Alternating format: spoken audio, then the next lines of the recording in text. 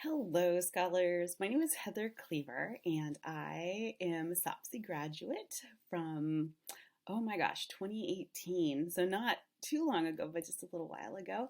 And I was going to share my story with you. It's a little long and definitely took a whole lot of curves and different trails over the years.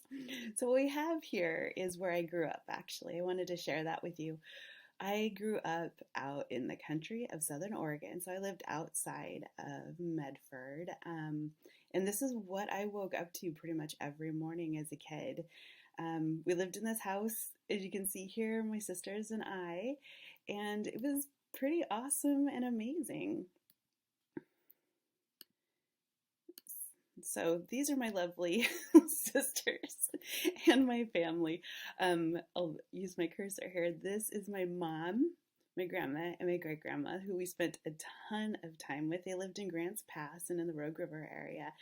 And one thing about this picture that I absolutely adore and thought I'd share is that I don't know if you can tell, but there is an adult that has a hand on each one of my sisters and I because we were what was called a handful.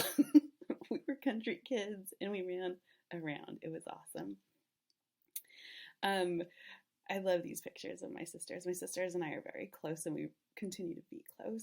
And then I just, to add to like the weirdness of my country upbringing, this is my pet ferret, Major Burns, who is awesome. And frankly, I love to mention with the kids that I work with because ferrets apparently are a very cool pet right now.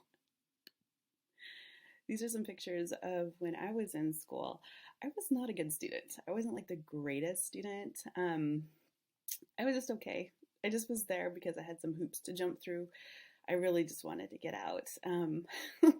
These are just kind of fun pictures to show because I just always have been somebody who loves change and doing things differently. So this is my 6th grade picture, which actually that's a redo.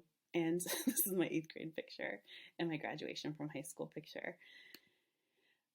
I graduated in 1991 and I didn't really know what I wanted to do and I didn't really have the money to go. I'm a first generation college student. And so it took me a number of years to get through. I ended up getting a degree in sociology from the University of Oregon. And then what I did is I turned around and got into a master's program in arts administration and was fortunate in that I was able to work with some Native professors at the University of Oregon that helped me fund getting my master's. So it took me about 10 years to get degrees that typically take people about 6 years. But again, as with my haircuts, I like to do different things and try things. And so I didn't have the regular route or the expected route, and that's okay. What I did is I started to work in museums. And I worked with images. Actually, this is a great one. This was a fun one. I brought my son in with me to this. We had some nitrate negatives that were starting to potentially become a fire hazard in the museum, and so we sorted. I worked with a great friend to do some educational postings called the History Here Project.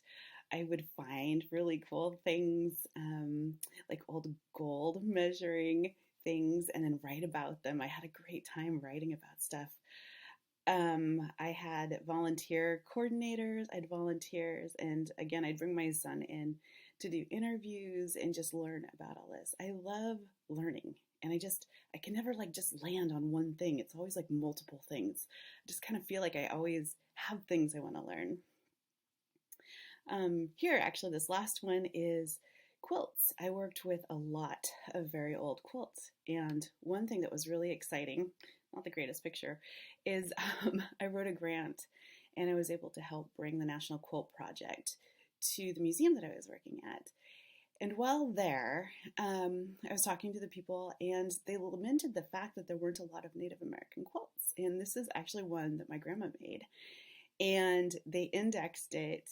And this is actually now a Chetco Tututni quilt that has been documented in the National Quilt Archive. And that is something I feel very proud of.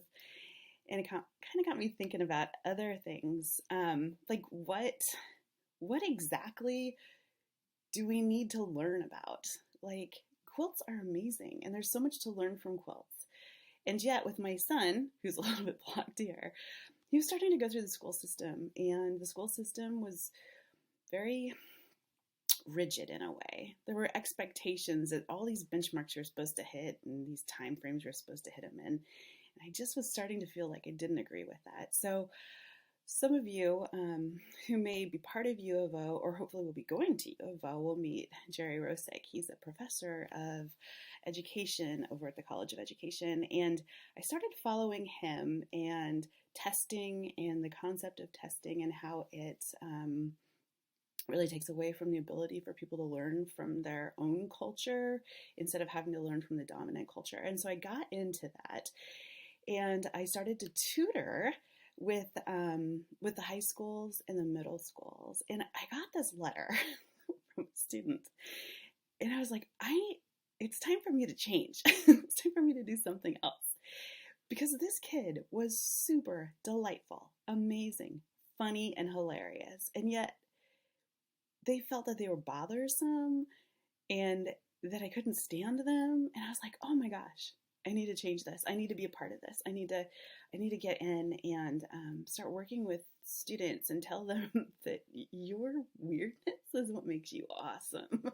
And so I felt that it was time for me to do something more for my community.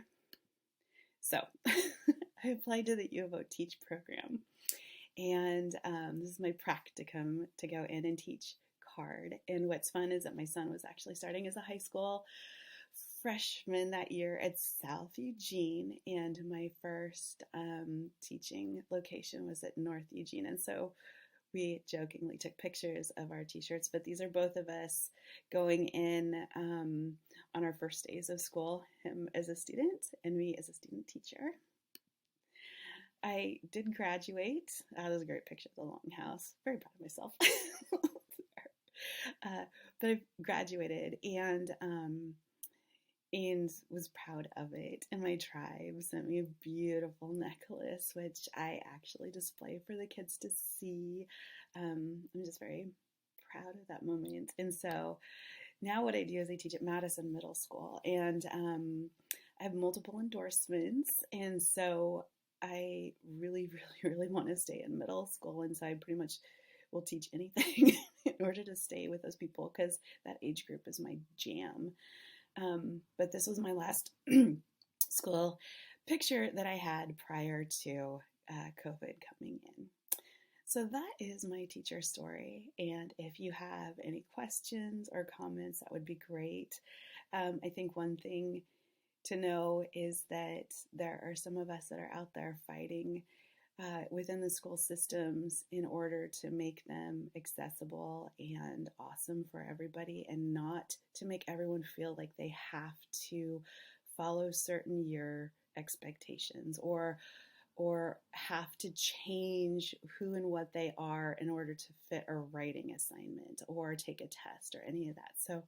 So that is my story, and that is why I'm in teaching. Thanks.